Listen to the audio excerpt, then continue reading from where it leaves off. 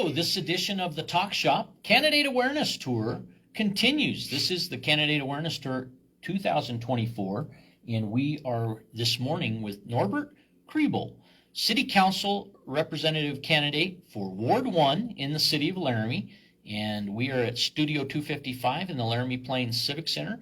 If you would like to join us, be part of the conversation, 307-460-3087, our phone number in studio, and email us, radioworks@mail.com. That's radioworks@mail.com. This morning's show brought to you in part by those good folks at H&R Block, the Human Being of Laramie, and Martindale's Western Store in historic downtown Laramie. We've got more ahead. We start out with Norbert, a little introduction, if you don't mind. Tell us about you, sir. Well, I moved here in 2017. I'm going to lead with one of the things that's probably worse for my campaign. I moved here from California. I just talked about that earlier this morning, what it's like to cringe or whatever when what's that reaction, that first. It's not like a pure piece of candy, but then I have to remind myself I have family in California. Not everybody comes from the place, and not everybody's going to like everybody else. That's true. What I have to cushion that with is I left California for the reason that I saw the direction it was going. Yeah. And I just couldn't participate in that anymore. My dad had talked about Wyoming all the time when I was a little kid. He was actually born and raised in the Bavarian area, right below the Alps. So for him, the outdoors and nature was so important. I reached a point where I just thought, you know what? I'm done living here. I love my house. I hate leaving my house. I'm only happy when I'm in the mountains. How'd you choose Laramie? So it was actually three criteria that came down to. One, I wanted to have a place. I was going to move to a place somewhere in Wyoming that had good Mexican food. So I went and checked out the ratings for the different Mexican food places. The second one, I have become addicted to the mathematics of bullet trajectory. I'm not a violent person in any way at all, but math just gets me excited. We have an amazing rifle range here. There are other rifle range around that are great. And then the third criteria is I wanted to be in a university town. There's a heartbeat, there's a culture, there's something that's associated with that. And that pretty quickly narrowed things down to Laramie. I'd never been here before. I pulled into town. I was staying at the motel out by the interstate. Two dogs, I had a trailer with me. And from there, I just fell in love with Laramie right off the bat. Well, you have in a short time frame went from being new to town to looking at a position of leadership within our community as city council member.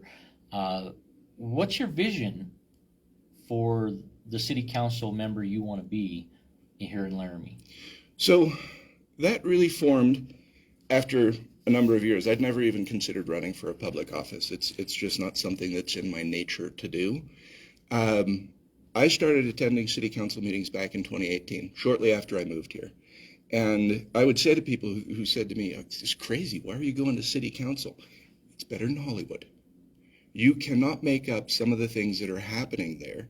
It's better than Hollywood.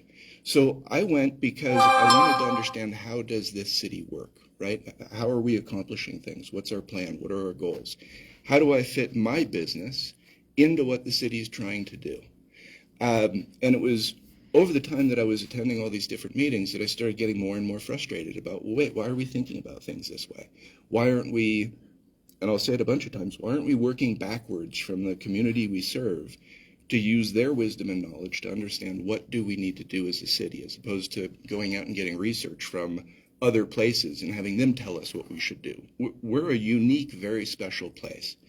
So at some point, I just thought to myself, and this was very recently, it doesn't make any sense to just be frustrated about things and sit there and do nothing. And maybe I need to put my name in the hat to run as a candidate. Whether I win or I don't win, it's not about me as a candidate. It's giving our citizens a variety of different options. Let them pick. But if we don't give options, we're never going to get to a state of change.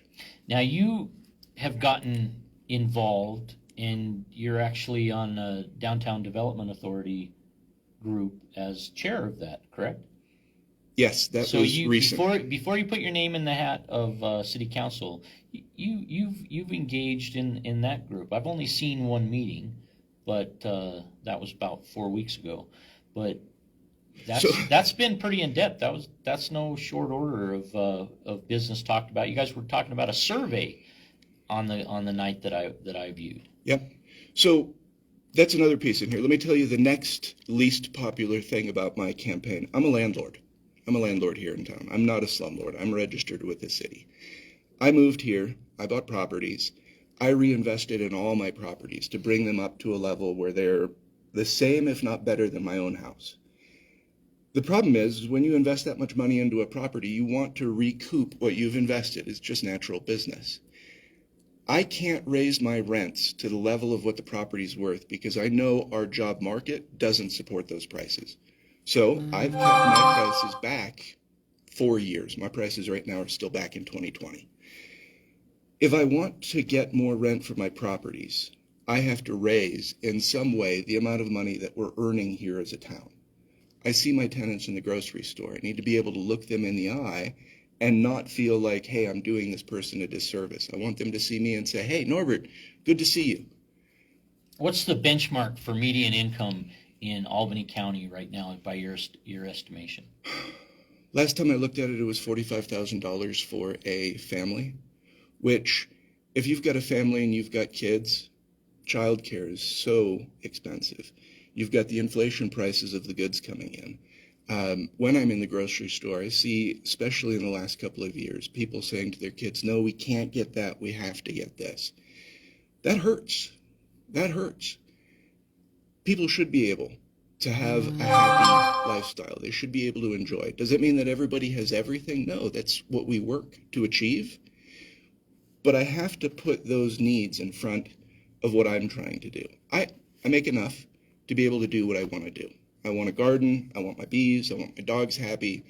I want to experiment with different foods and enjoy that. And as long as I can achieve those things, awesome. I don't need to take it out of other people's pockets. Now, is that a long-run sustainable thing? Oh, no. The insurance on properties is going up. The taxes on properties going up. So I do have to increase it. But at the same time, if I'm not putting energy into something that makes the needle move on us being able to increase our average wage so that people are a little bit more comfortable, rising tide floats all boats. So that's really my intention behind that. It's been accidental the way it's evolved. I didn't say, okay, I'm going to do this, I'm going to do this. It's what's the next barrier in my way, and how do I get this barrier out of the way? What's the trend in median income? Change year to year, 5, 10 years, whatever you might know, whatever benchmark. Do you have increments of observation so far? So I mentioned before I love math. When I moved here, I did a whole set of profiles on anything from census data to reviews of different businesses. My brain loves to collect information, whether it's structured or unstructured, and I put it together and then a pattern forms in my head. When I moved here in 2017, we were in second place for average income, Laramie relative to other cities in Wyoming, and we were in third place for population.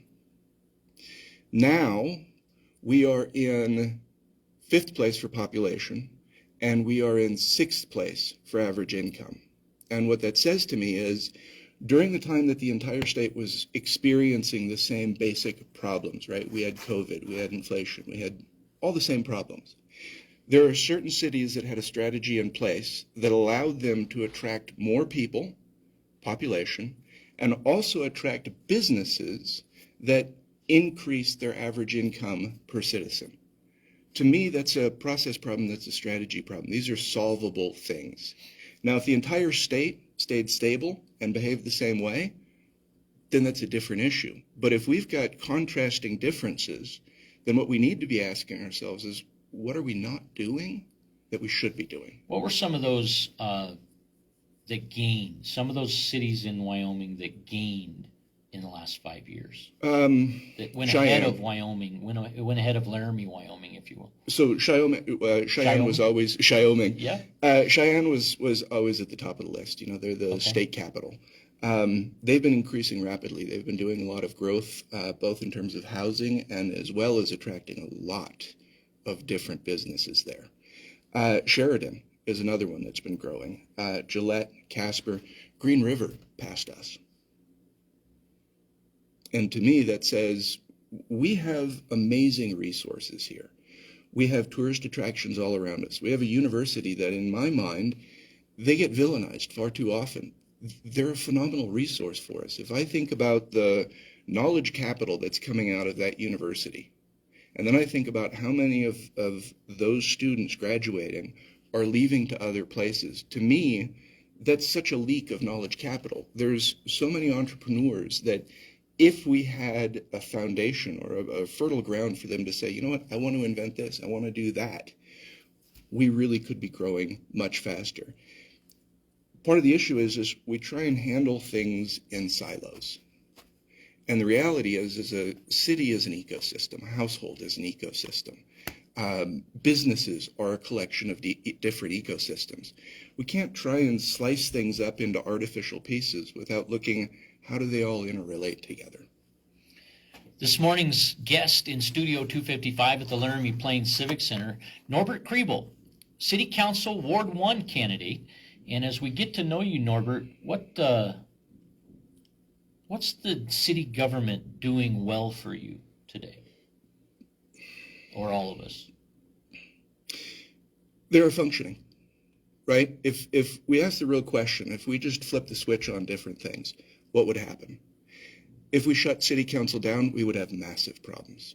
If we didn't have the city leadership we have right now, they just disappeared, we would have massive problems. So what I can say is, in tough times, they're functioning.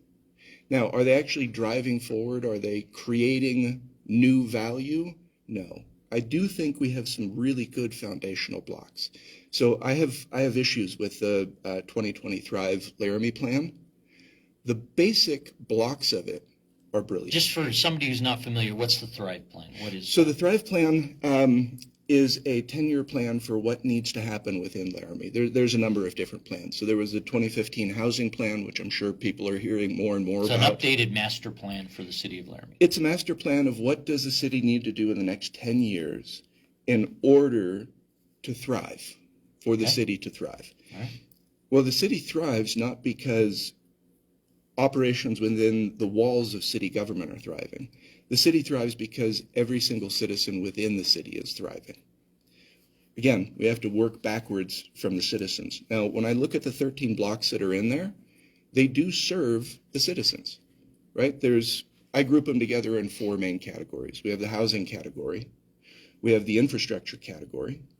We have tourism and tourism revenue. And then we have job growth. I can look at all 4 of those areas and say, yes, if we execute on these things, we're going to be serving the citizens of our community. And I paused when you first asked me the question, where we're not achieving that is, one, we actually never defined what Thrive was in the report. Now, if you're looking at a 1-year report, it really doesn't matter, right? We can interpret things differently. When we're looking at something that goes over multiple years and there's 122 different key partners that are involved in it. We have to have some baseline that keeps Thrive on track with what we mean between different departments, right? A cactus can be thriving in a desert environment, and a sea otter can be thriving in a completely different environment. And if we don't have something that says, well, what does it mean to thrive? We can be doing all sorts of activities, and one's for a desert and the other one's for a coastal seaside area. They won't fit together. So that's one piece. Now, when I actually look through, because again, like I said, I love research. I love diving into numbers. I'm a very curious person. I started dissecting, well, if there's 122 different parties involved, who exactly are these parties? Let me count up. Whoever's mentioned the most times must be the most important. So when I started doing it, I thought, City of Laramie has to be at the top of the list. Has to be. because it's their responsibility. They're accountable for these things. It wasn't. It's the chamber that's accountable. Now, I understand that if we're talking about business growth, chambers should be there. But when I'm looking at tourism revenue, that's not what the chamber is here for. When I'm looking at housing and infrastructure, that's not what the chamber is here for. Job growth? Absolutely. But they were mentioned double the amount of time that anybody else is. So then I thought, well, naturally, the city is going to be number 2. They weren't. It's the University of Wyoming. Well, we have this contention with the university, but they're the second most important key partner in here to drive city growth. That's not their problem. It's not their job. Yes, of course, they want the city to be good around them for the health of their students and their faculty. But it's not their job to make Laramie thrive. It's only when I get to the third position that the city shows up. And at this point, my mind was blown thinking, how are we going to be accountable and drive change? So this is a word search, City of Laramie, word search, Chamber of Commerce, word search, and this the ranking. I wish I had done it that way. The Just do a Control F in the PDF itself. I actually extracted all of it and put it into Excel spreadsheet, Okay. lined it all up. There was certain places that were called different things. So Right. Chamber may be called Laramie Chamber here, Laramie Chamber Business Alliance, LCBA. So what I had to do is first normalize them into groups so that I'd get consistent counting. But yeah, that's basically what I did. It's some people call it the tedious work. For me, it's looking at things that nobody else is looking at, and it is fascinating to discover. And that's why I said, go to city council meetings. This is better than Hollywood. Things can evolve in a way with a plot twist that you're thinking, I didn't see that coming. And that was Has that strategy endeared you here in Laramie to others and their affinity for you, or has it set you apart from so many? Do you feel at odds or within? Do you feel in line with, or do you feel opposed? How's your sense of community and where you stand in the community, given, because numbers don't lie, and as you tell the numbers, not everybody's going to like the what it says, and if you're the one saying it, they tend to transfer their feeling about what they hear to the person who's the messenger. Yeah, but yes. So not everybody has a positive response. I don't measure the work I'm doing based on people liking it or not liking it. For me, what's important is when somebody's eyes go wide and they say, I never thought about that. Now, whether they disagree with me on it or they don't, or they agree with me on it, that's a completely secondary thing. It opens up new conversation opportunity. It does. And if everybody's on the same data, they're working from the same data or have an understanding of where you're coming from, you can get to a different point of consensus through that conversation. Yes, and I love the people who disagree with me because they're going to present me with perspectives that I haven't thought about, which then allows me to go and say, you know what? I need to broaden my view on these things. I need to go and collect more information about things that I haven't been thinking about. I wander around a lot and talk to people. So one of the things I did early on when Thrive came out was I went from downtown to uptown, and I talked to tourists who were walking around. And I just asked them questions. Hey, what do you think about this? I talked to business owners. I talked to just regular citizens. I didn't just say, hey, are you a tourist? No, okay, I'm not going to talk to you. But I just talked to people. And what I found in that process is there's a lot of things that people aren't really aware of. Now, this isn't a question of being educated, not educated. It's a question of the information is not being presented to them. One of the goals that repeats multiple times in the goals and objectives that the City Council votes on each year is we need to get more involvement of the city or the citizens into City Council. Well, it's not just that we go out there and put a banner up that says, hey, get involved. We have to offer them a reason to be involved. We have to give them something to react to so that we can collect their reactions, see the different perspectives, and say, okay, let's make a decision about this. If you and I had this conversation and we didn't ask each other questions, pretty soon we would just be sitting here staring at each other. So there is a responsibility, if you want to get people involved, go out and ask questions. You have to accept that there's going to be a lot of questions that may hurt your feelings, answers that are going to hurt your feelings.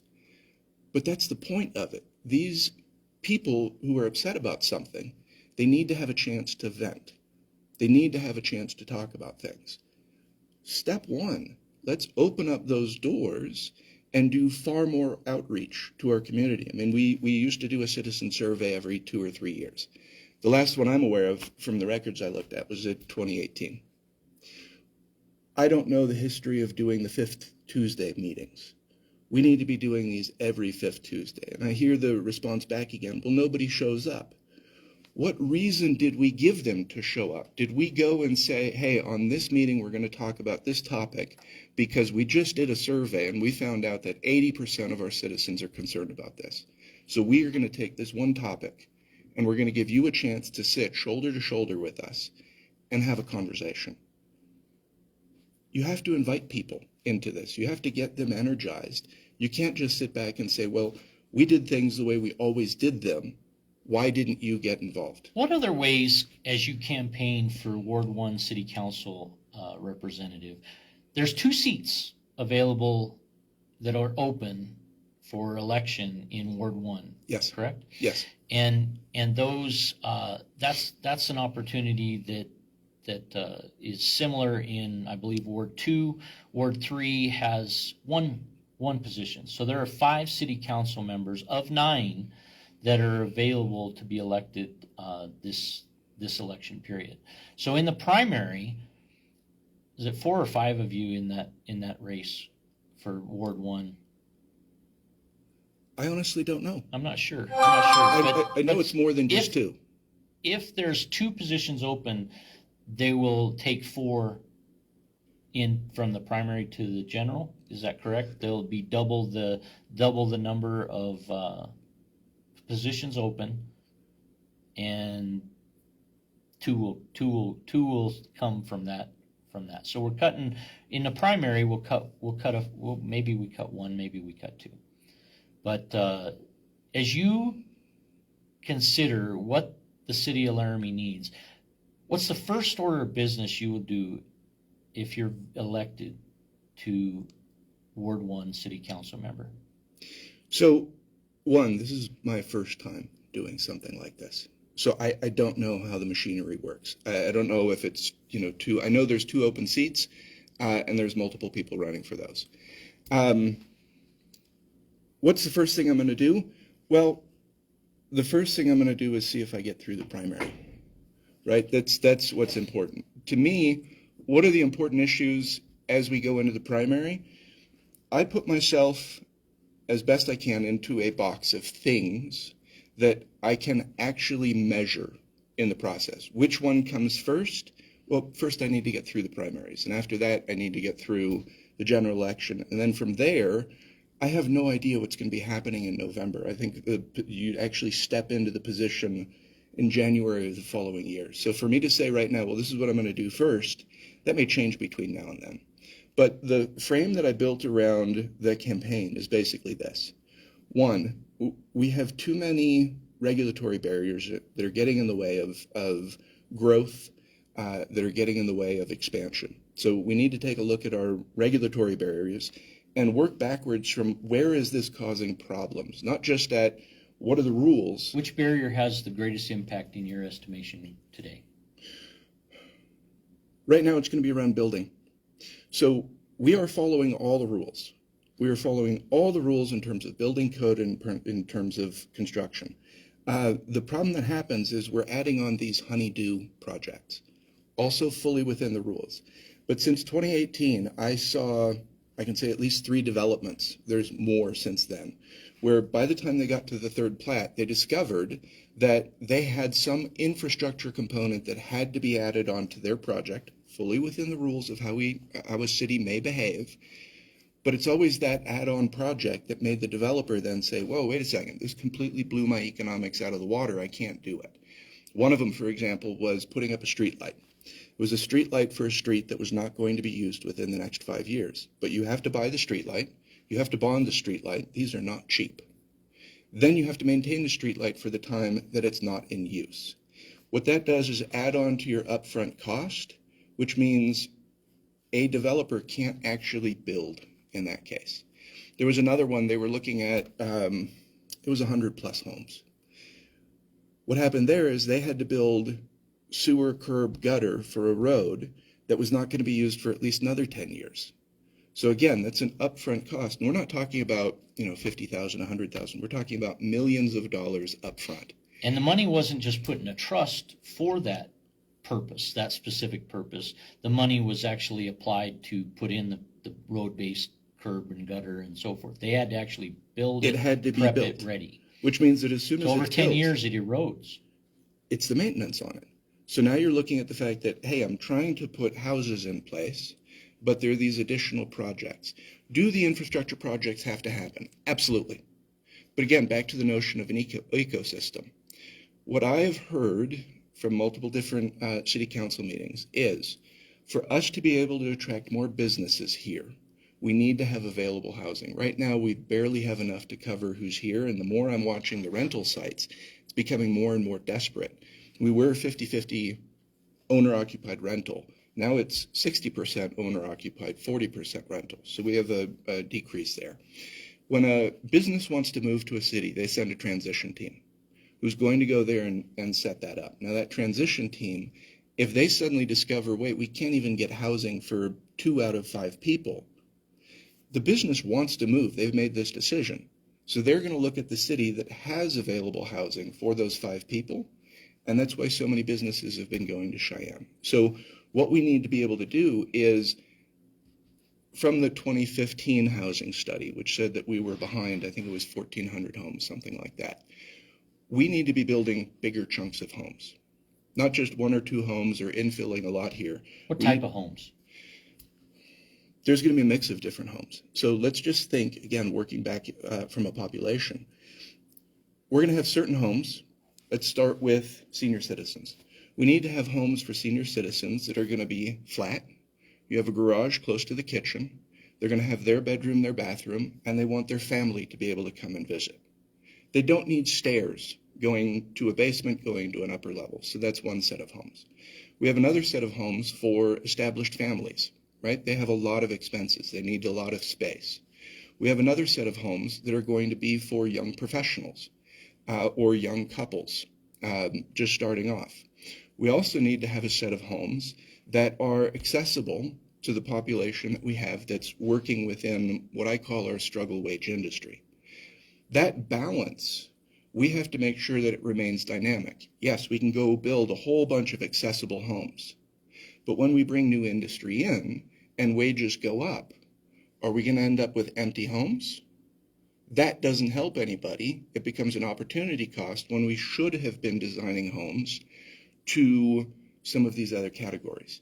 Now, I know that there's a study out there that shows exactly what percentage is wanted.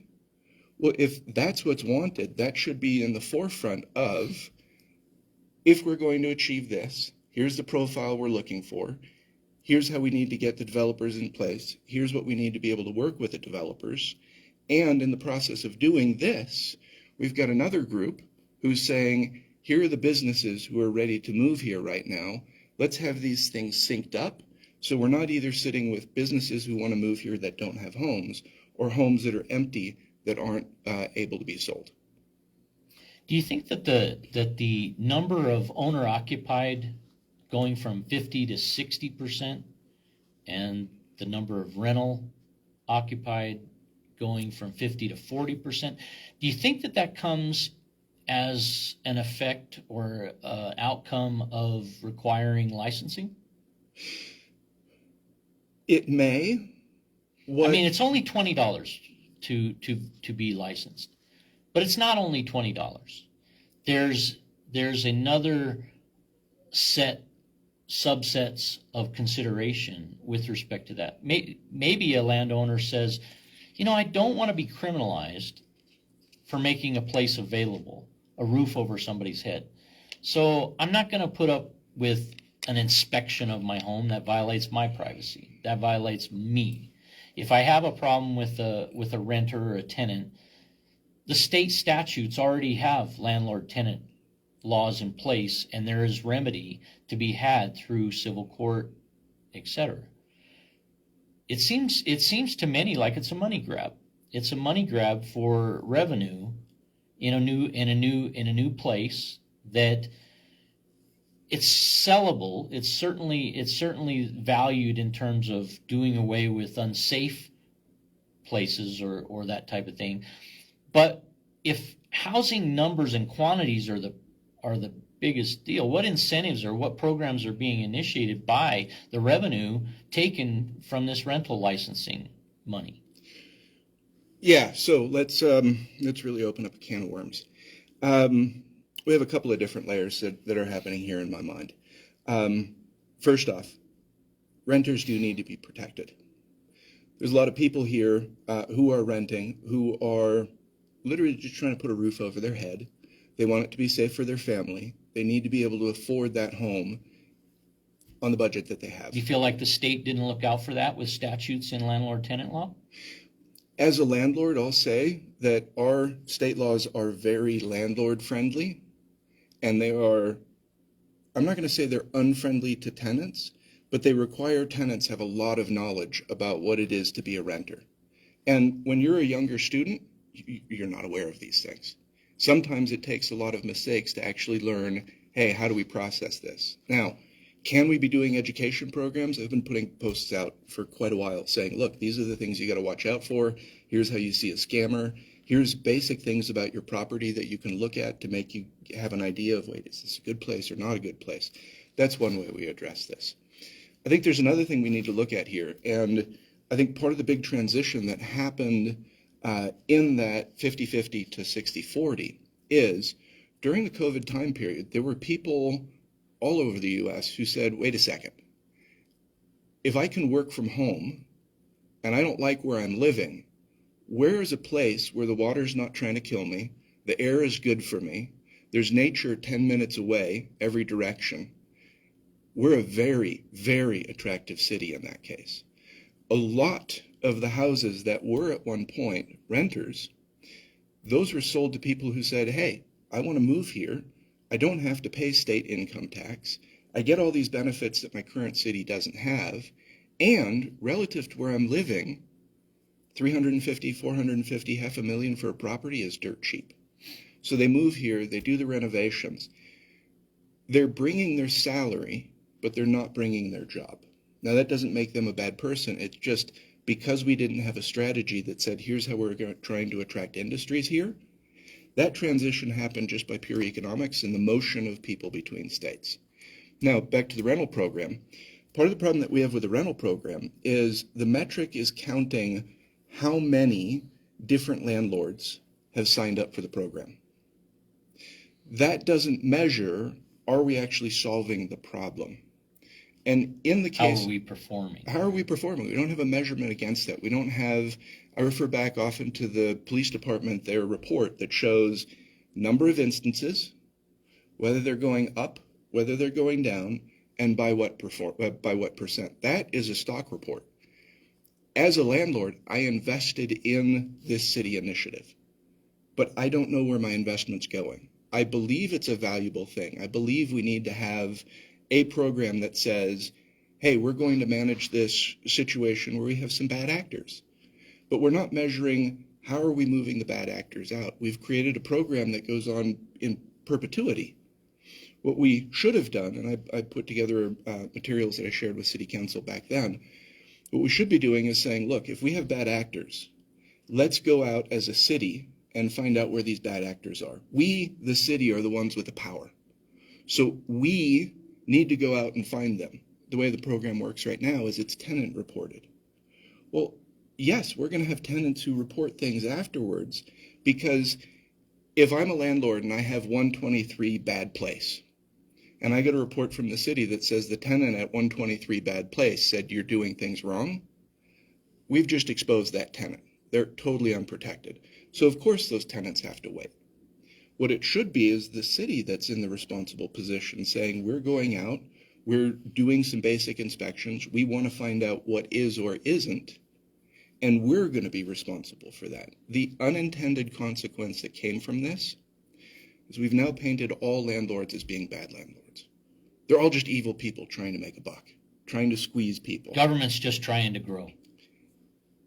and it's unfair because 500 plus hours collectively are estimated as of last night's housing work session, rental work session, being dedicated to the rental licensing program, of which less than 30 tenant claims have been made to the city so against landlords. I'm at a disadvantage here. I last night I intentionally went to the Wyoming Public Art meeting. Beautiful. Fascinating meeting. We can talk about that as well. I know that I can go back and watch the work session on video, and I just didn't have a chance to do that yet. I need to go back. So I don't know the details of exactly what 3-hour meeting, 3.5 hour meeting in total. Work session. First of all, what you are willing to do as a public member of the community, as a city council member, candidate, tremendous time dedicated to it. I mean, whether you do 3 hours, 5 hours, your prep time, your analysis during and after, all of that time, you're not doing this. You're not doing this for the money. You're not doing it for $150 a meeting wage. No. But so there's 2 points there. One, Thanksgiving brings many people together. The point of it is to bring people together and have an enjoyment. It's not to boast about how many hours you spent in the kitchen. Right. That's not the point, right? And it's never been the case. What's the outcome? So for me, the notion of the income from this, I'll say right now, first check I get goes to Climb Wyoming. Second check I get goes to Big Brothers Big Sisters. Third check I get goes to Family Promise. Fourth check I get, I'm going to open that up to the citizens to say where it goes. I don't think money should be the driving force when you're serving a community. Right? We're not 200,000 people.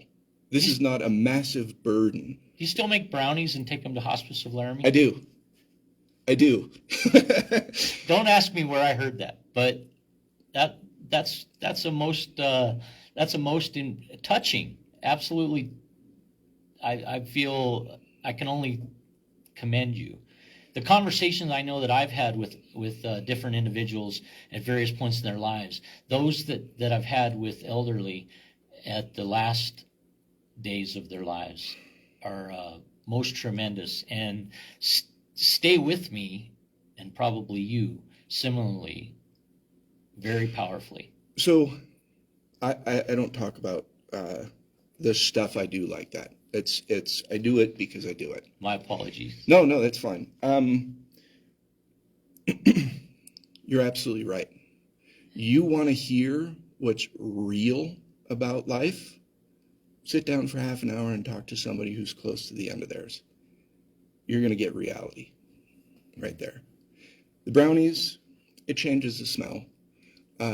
They're sweet. Everybody gets to enjoy them. My personal experience with hospice was it's not just about the patients they're serving.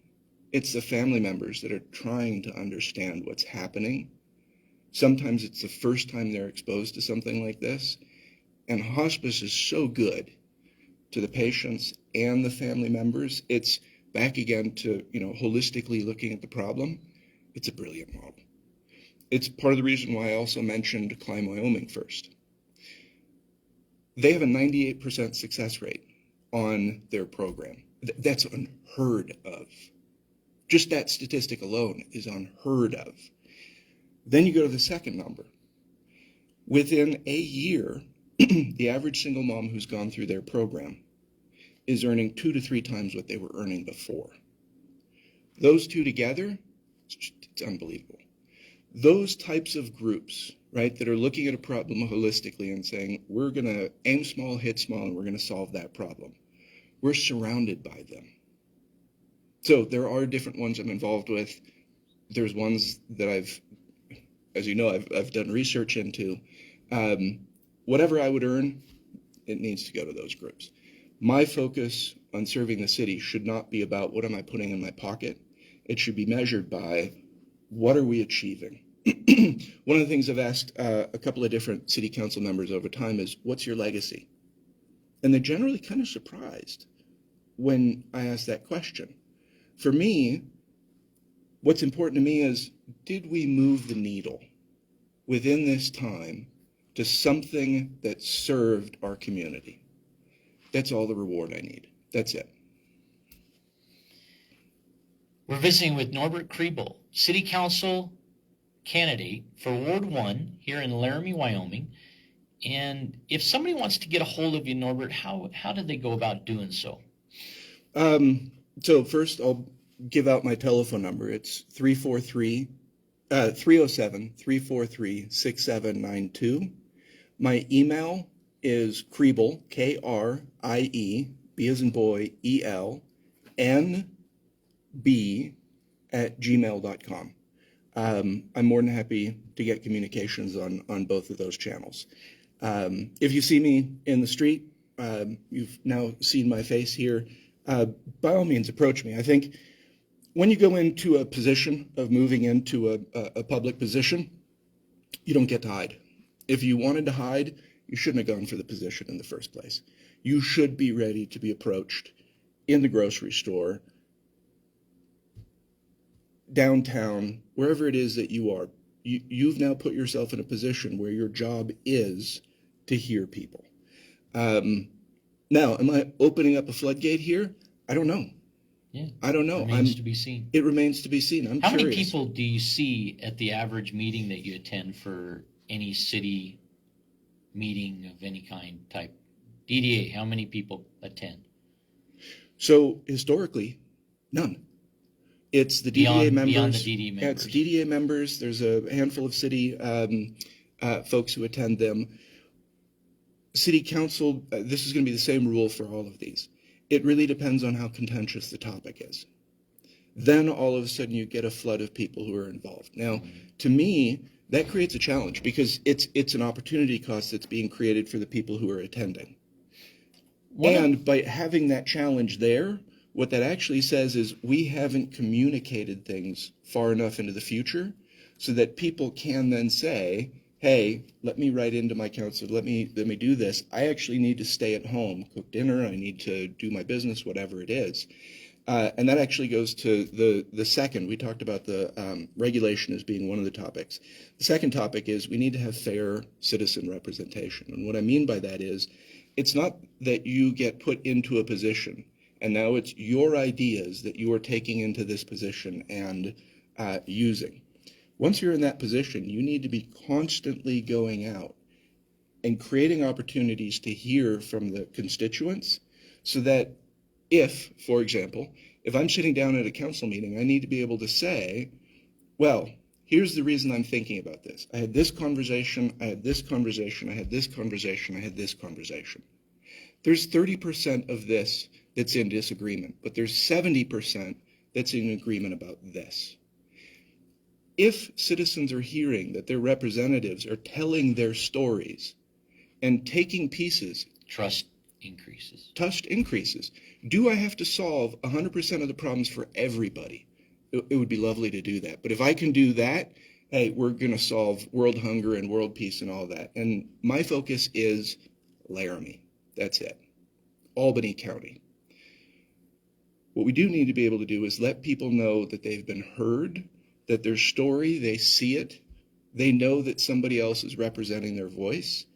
One of the things that made me really upset with this apartment meeting was how many people had to show up in person, despite the fact that from the very first instance this was released, there was overwhelming evidence that nobody was interested in this. If there's that much overwhelming evidence, we don't need to do multiple meetings to force people to come back and say again and again and again the same things. We can just straight off the bat say, whoa, two problems here. One, we didn't let people know about this earlier, and we've heard you, we don't need to do these meetings. Second one is, why didn't we know from the get-go how upset people were about this? One of the proposals last night to this vein is that they would circumvent 3 readings. city council, Mhm. would not have, they would bypass some due process in the case of a zoning change. Yep. They might not have a zoning change 3-time meeting, three hearings, 3 opportunities, 3 shots at the apple. They wouldn't open up public meeting. So if I were to care strongly enough, I wouldn't be able to give 9 minutes of my opinion. I would be given 3 and only 3 regarding the largest investment of my home investment. Yeah. And I don't like that we're so easily considering front loading.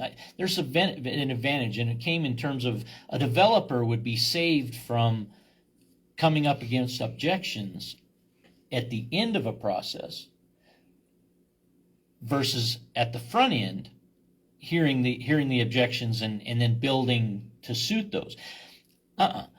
What happens, this is a checks and balances system, and the reason that people do not trust government, in my opinion, is because we all too often are interested in expediting something to the benefit of one stakeholder over another, whether that's the developer. The developer is absolutely a stakeholder and should have every respect, but there's an investment that goes into development. Yep. And part of that investment is due process. And due process is what every citizen deserves in this, and to limit that and take it from 3 public hearings with purpose and a reason for why people have done that for decades to this might tell us that we're trying to do something too fast and too loose, and it's going to have repercussions, and we don't necessarily know what those are because we didn't take into account all of the feedback. One of the things I absolutely treasured in the April 24th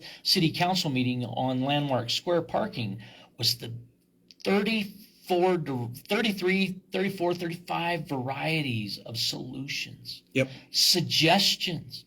And I don't know if City Council were taking notes, but it was glorious to be in that environment and see so much dynamic diversity come out from people I'd never seen before, people I'd never heard from before.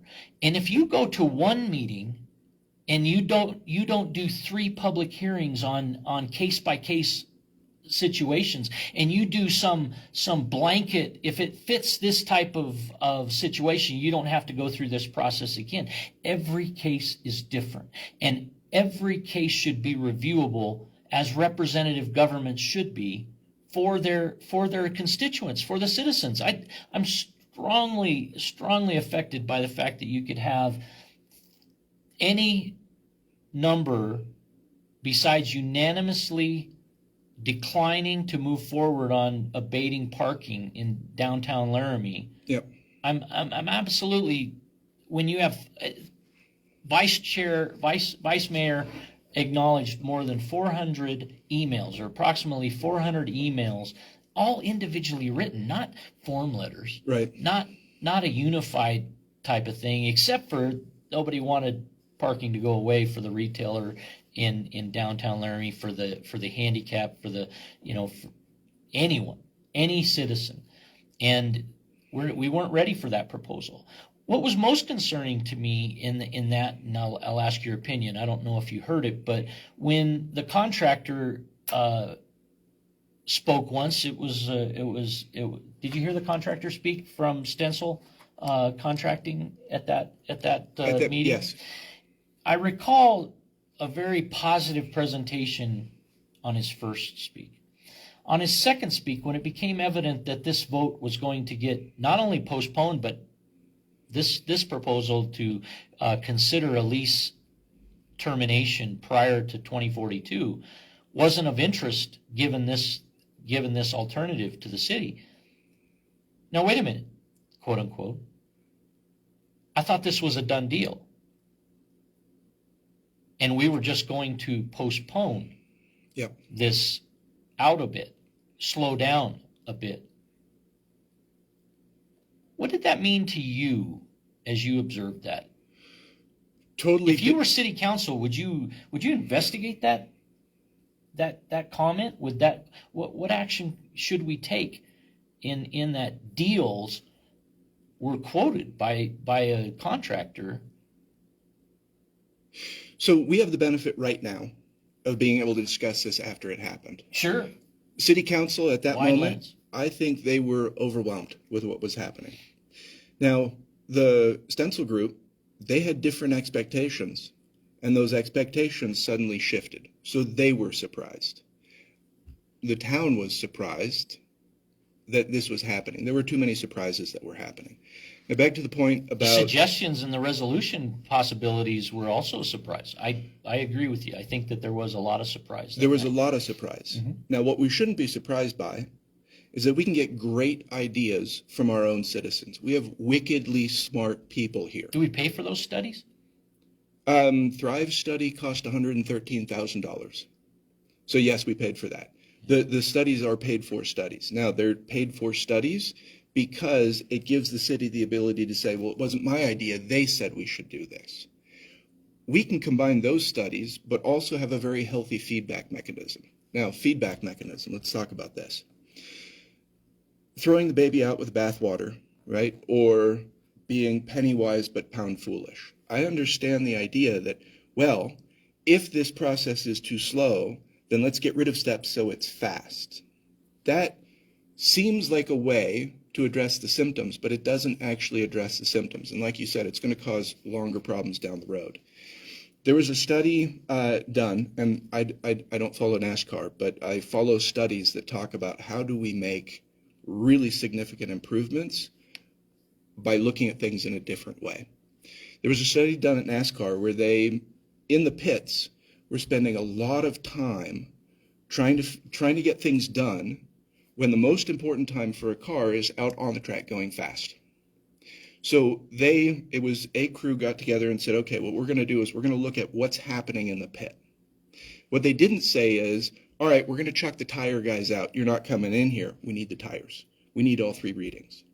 What they did say is, everybody go in hyper slow motion. So like the Bionic Man, I'm just dating myself right now, but it's that slow motion, and they had everybody move in slow motion, and they realized we are having so many collisions happening here that it's not a question about what do we remove, it's a question about how do we set up a sequence that allows all the people to go in and do what they need to do and get out of the way. And they were able to shave something like 11 seconds off of pit time, which is gigantic in that case. The problem in terms of getting things from Plat 1 to Plat 2 to Plat 3 isn't that we remove steps. It's that we need to figure out why are these things going slowly, and let's go take a look at what's happening right there, and let's fix that. That's an important part of the machine, but for some reason, like this meeting, there are surprises that are happening that people have to say, well, wait a second, I didn't know about that. And that's where things slow down. So I think what we need to do is not try and throw things out, but let's do a deep inspection on ourselves and say, what are we doing that's getting in the way of this? And what is this? Serving the people in the community. Do you think we're too remote as city council, and is the gap from citizens to city council currently too wide? Does one not know what the other wants? Does the one ignore what the other wants? Or, I mean, when it comes to housing and somebody says, we're short housing, I don't recall any business in the last 6 months that has publicly been known to decline to come to Laramie because of housing or any other subject topic for that matter. I'm not aware of it. As a citizen of Laramie, Yep. pretty active, I'm on the streets 20 calls a day. I don't find that the information hasn't come to me. A lot of suggestions came out of, and when you can get 30 different perspectives at one city council meeting in less than 3 hours, I say, why are we paying $113,000 for any study? Why are we paying for studies when we don't survey our own?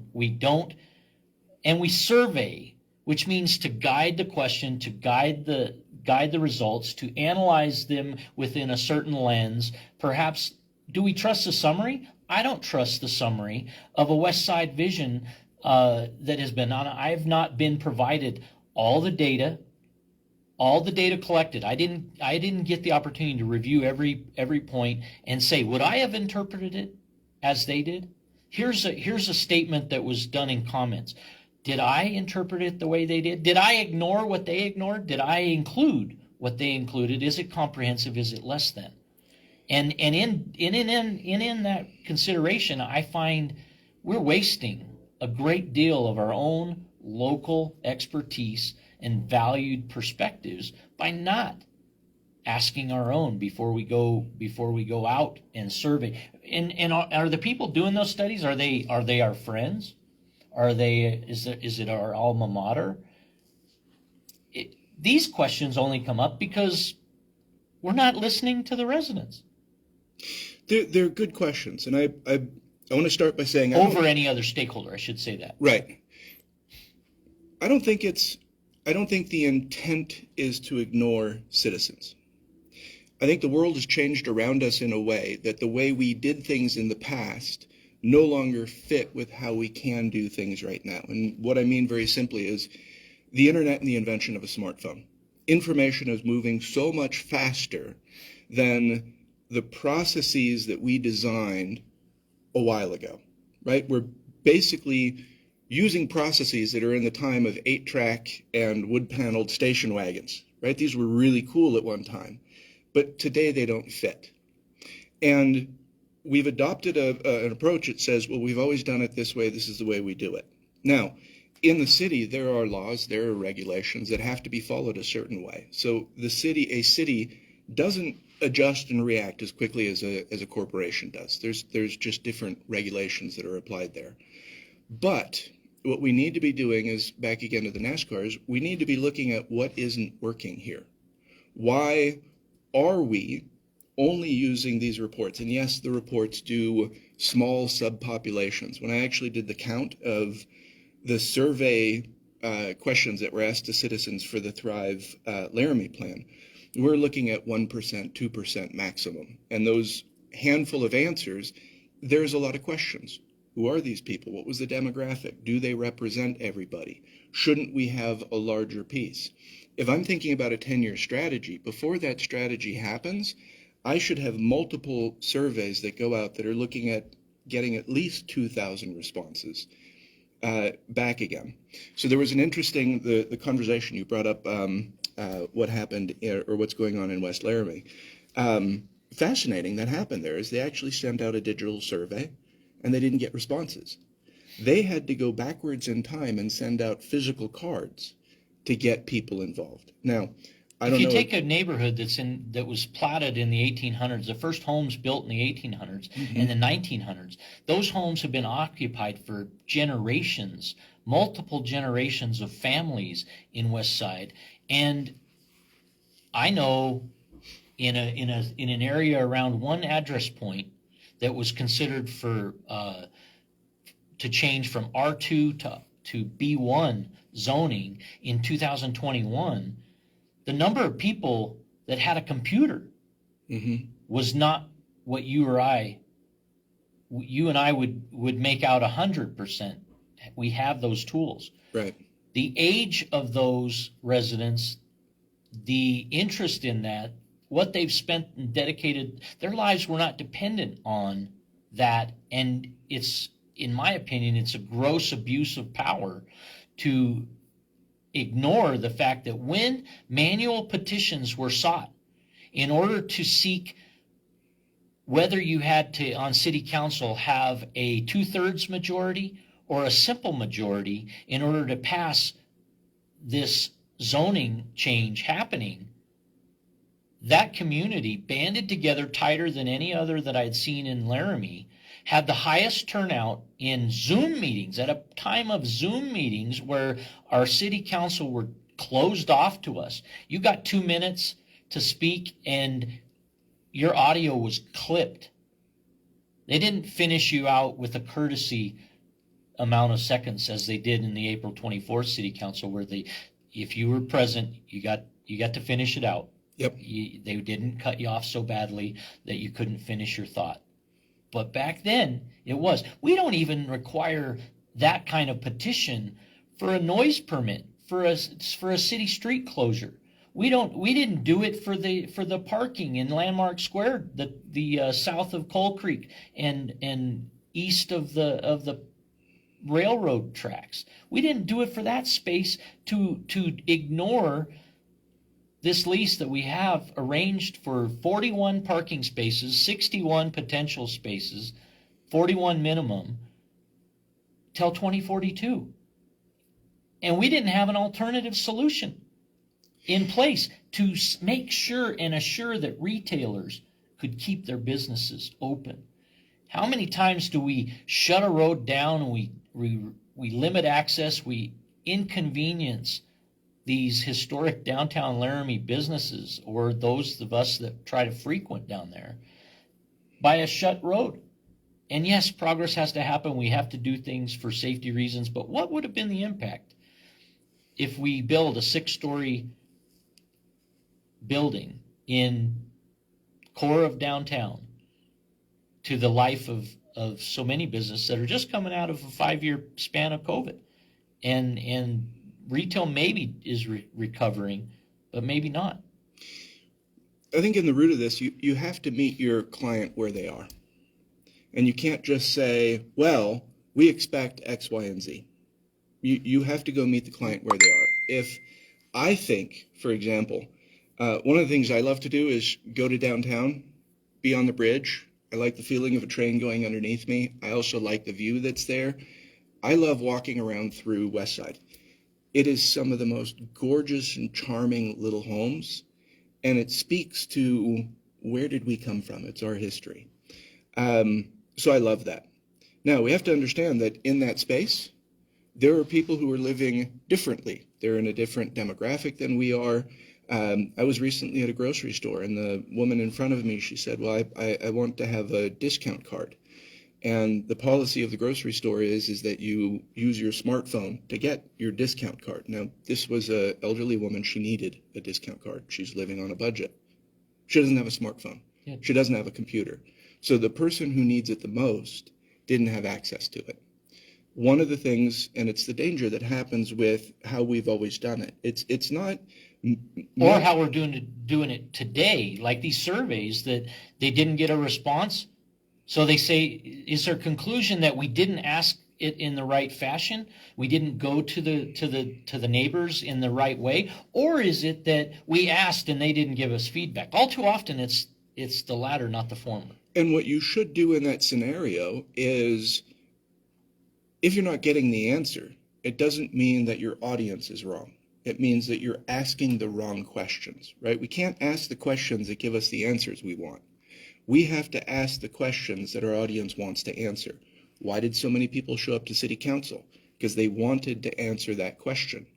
So what we need to be doing is figuring out, if we're not getting a high response rate, we need to change the way we're asking the questions, because we're not asking the right questions. You ask the right questions, people will participate. In the West Side Vision study that I attended meetings in February and April and recently, it's really important that people realize that when you're asked about your neighborhood, do you want it to be like and similar, or do you want it to be stark contrast? Do you want a $3.1 million development over 6 city lots that traditionally have been home to 1 home or 2 homes?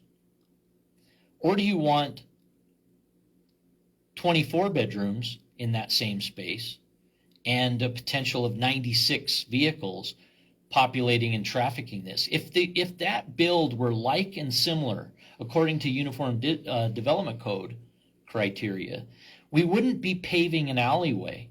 We wouldn't be allowing an overbuild to this location. Yep. And requiring something that does not exist anywhere else in West Side currently. And that is a paved alley, which has a whole ripple effect of other ramifications. So we're very developer. Our prejudice in the city operations is to favor development over property owner rights. And the UDC is convenient when we want it to be, and it's ignored, set aside. Variances are recommended when it suits us. And that, I think that ties into the rental licensing. We want we're really not interested in the type of housing currently in the city. Not enough. We didn't pay attention to that data. Far more, we're going for the 3% housing type. Not the real one that's going to bring a income of 100,000 family to the area and stay for a long time. We're not going to support that long-term business that way. Heck, I don't even know what those would be. A lot of businesses have gone remote. I think our University of Wyoming is threatened by a lower FTE number today than we had 5 or 10 years ago in Laramie because of remote. People discovered I can learn through distance education. Yep. The university's known that. They had extended study programs. I got my master's partly through the extended studies program. And in doing those extension opportunities around the state of Wyoming, I got my master's in public administration. And that was an opportunity that as a first generation college student, I cherish.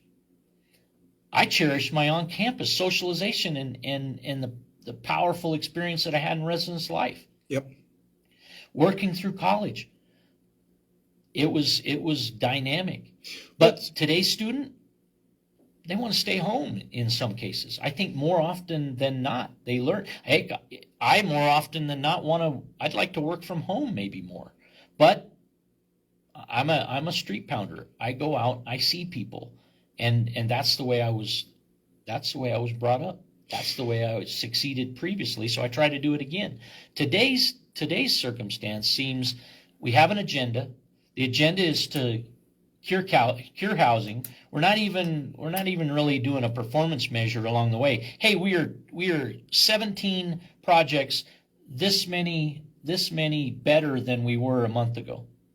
We're not quantifying. To hear your point, we're not. Norbert, you're looking for some data like the police department might give with arrests. Sheriff's Department safety does it as well. So what we're doing is community building, right? On a campus, it's a community. People go out. If the community is positive, people go out. They stay at home because it's nicer than the community. So one of the things we have to do is say, well, what communities are we building? What I haven't seen yet is an inventory of all available space. Just hardcore reality. What is our available space here in Laramie? How many plots? How many acres? It doesn't matter what the number is, but here's our menu. This is what we have. If we were to go out and if we have these things, here are the things we need to build. Estimated property value, estimated value to purchase on the market value. Then we go back and say, in each of these areas, what is the community that you want here? And which of these options give this community what it needs to have, right? And again, to property values. That increases the property value. People then, by gut instinct, they have that, well, not in my backyard reaction. But if you give them a reason to say, well, yeah, I want that in my backyard because it actually increases the principal value of this without decreasing what I want, hence giving them the option to pick, then we can actually start saying, well, in this area, let's have these conversations. In this area, let's have these conversations. Why is Cirrus Sky Technology Park and Timberline Industrial Park, why are they empty? Why haven't we gone and said, wait a second, we have this number of acres of space where businesses can move into? And within the city, I don't know who it would be. Don't you think that certain developers know the menu and others have no idea what the menu is? How do we know How do we know that they have the menu that? in the first place? Maybe they don't even know the store is there, right? I may have the greatest product in the world, but if I'm not letting people know about it, they don't know it exists. And that's where the next step here is somebody has to be tapped on the shoulder and said, this is going to be your measurement for this year. And at the end of this year, you accomplish these things. Here are the benefits you're eligible for. Do you expect resistance to that strategy, Norbert? Yes. And why?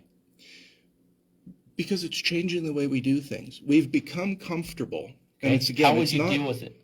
How will you make them more comfortable?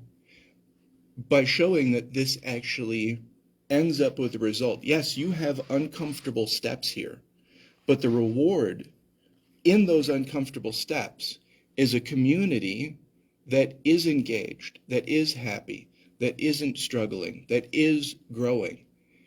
I imagine every single person within the city buildings wants to be able to look out the window and say, I built that. I built that. So let's create the pathway to let that happen. As opposed to what I see far too often happening at city councils is people are walking up different departments and they're making a presentation, but they're not invigorated. They're literally defending something they're trying to do, as opposed to saying, look, I'm working with all these other people together. This is what we're putting together. Isn't this awesome what we're accomplishing? It has to do with the process that underlies what's happening. And that process, to the third point that I have on the things I want to do in city council, is we have to have positive city growth. Right now, we have domains and processes that are just colliding with each other, and it creates opportunity cost. So we have city growth that's accidental or it's random, but it's not positive because it hasn't been designed in a way that says, here's how we're going to achieve this. And as we find barriers, let's find ways that we resolve these barriers as opposed to just being a bulldozer and driving right through them. That just leaves wreckage behind. You brought some goals with you in front of you. You prepared a couple of pages. I want to make sure before we close our time together that you speak to what you brought. I always think it's important to give you the last word, but this might not be the last word. But what'd you bring? So this is just something I've started doing literally a couple of days ago. So it's not very mature in the sense, and I don't mean childish. I mean, it's not thoroughly developed. I haven't gone through and looked into details. But what I did is I took our 2023 goals and objectives. These are voted on every year by City Council. Okay. These are the ones for 2023. And then, now I'm going to hide here for a second. I took the ones for 2024. All right. Tell us what's on those. So I'm going to put these down for a second. The green text is stuff that's new, right? These are new goals and objectives that have been added in here. And I did a basic count back to my loving numbers. As you perceive them for the current city council, or you want to initiate them for the city council in your term? These are the ones that have been voted on by city council. So city council voted on these, Okay. 2023. City council voted on these for 2024. It's part of the process they do in the beginning of every year. Very good. So what I thought was interesting in this is in 2024, there's 26 total of these goals and objectives. This is what the city is going to do, the city council, their goals and objectives. There's 26 total. 8 of them are new. 18 are old.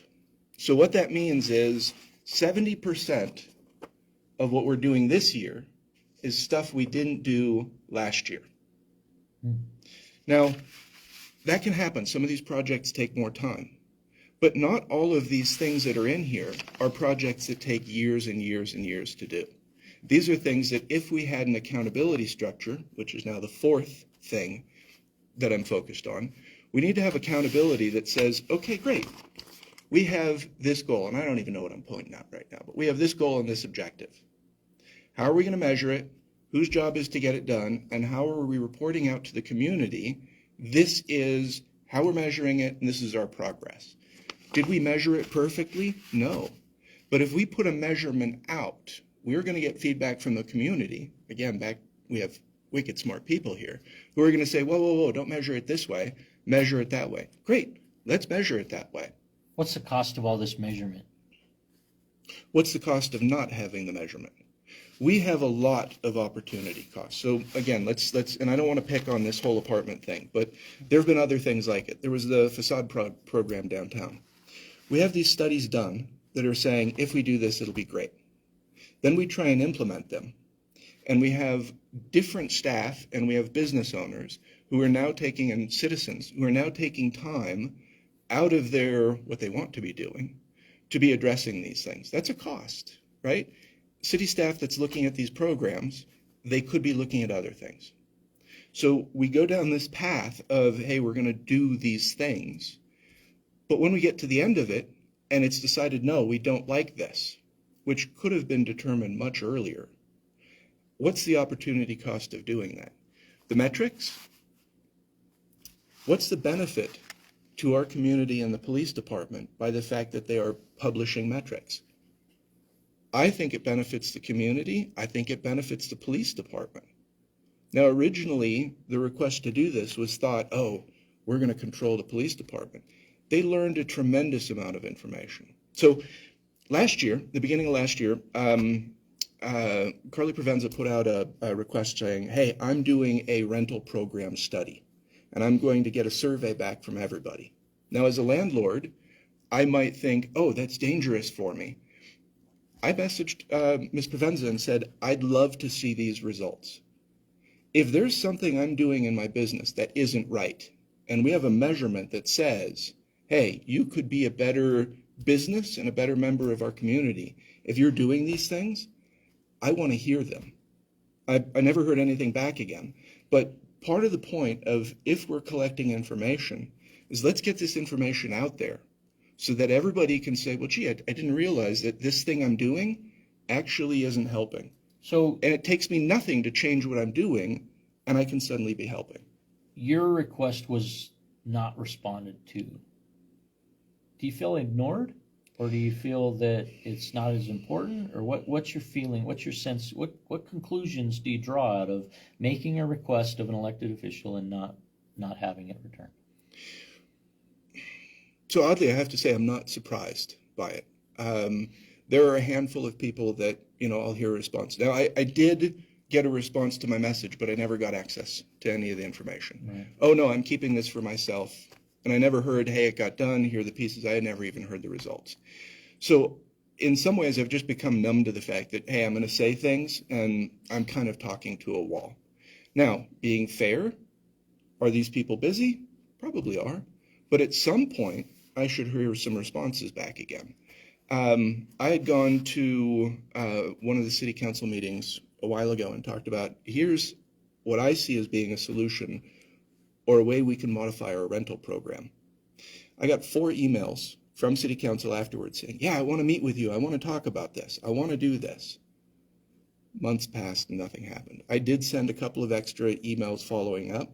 I did put together my thoughts into a PowerPoint with pictures and drawings and things that, we can have a conversation about. So I was proactive about it, but then it went to crickets.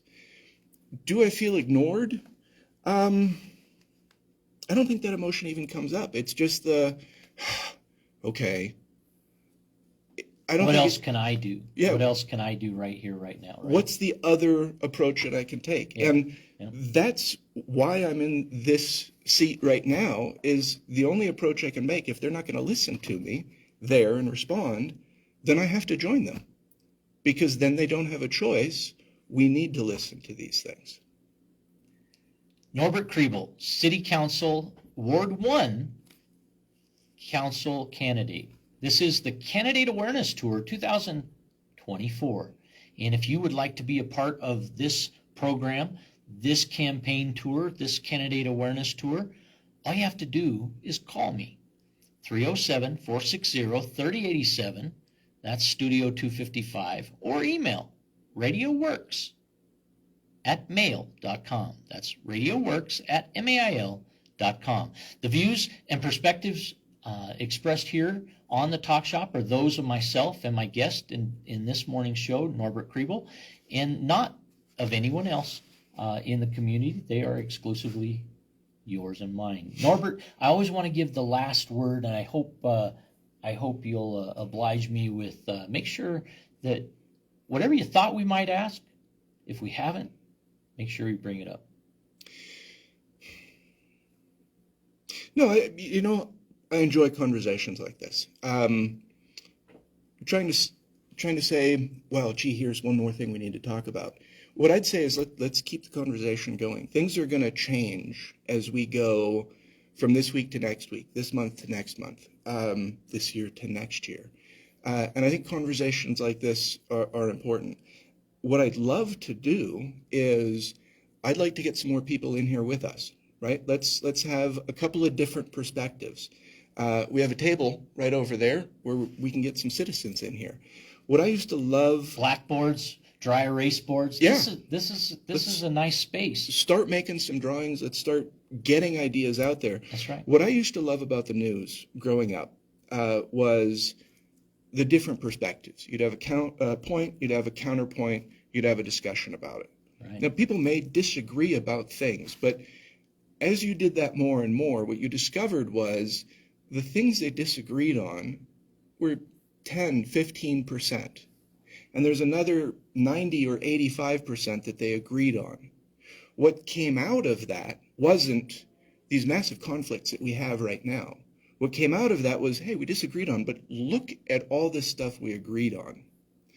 And I think that's where there's a lot of power in looking at how we had conversations before and combining that actual conversation, that exchange of ideas, the light bulb moments where somebody says, I never thought about that. That is the kind of stuff that gets me excited. And I would say that's my last word until we have another conversation like this. I appreciate that suggestion. The pro-con mic and the moderator mic. There's 3 microphones available in our Studio 255 at any given time. So join us in that conversation. I like that suggestion. Thank you so much for making it. And I considered doing a candidate awareness tour forum for the primary elections, and I this week I secured the space for that. But I've ultimately in preparing for that forum, I saw the League of Women Voters schedule come out for their interviews that will be by forum style. Mm-hmm. And I thought, nobody is doing what I do. Nobody is doing on the mic a pro-con, maybe a 3 sides of the story or that perspective, or maybe candidates mic to mic and we go for a conversation head to head or something of that nature. Maybe it's valuable that I really give value to what I do differently and maybe do more of that. So I have to give thought to that quickly because notice needs to go out for forum candidates to attend, and I want it to be a valued experience for everybody, all stakeholders. And so I'll survey per our discussion this morning. I'll survey some folks and in different races, and I'll ask their opinion. And I'd ask you and yours, and you just gave it to me. So thank you for that. Eric, I'm glad you value the opportunity here that the Talk Shop can make available. I agree with that. Norbert, any outtakes? Why don't you give people your contact information as we exit this segment? Yeah, so mobile number is 307-343-6792. Email KRIE, B as in boy, EL, NB @gmail.com.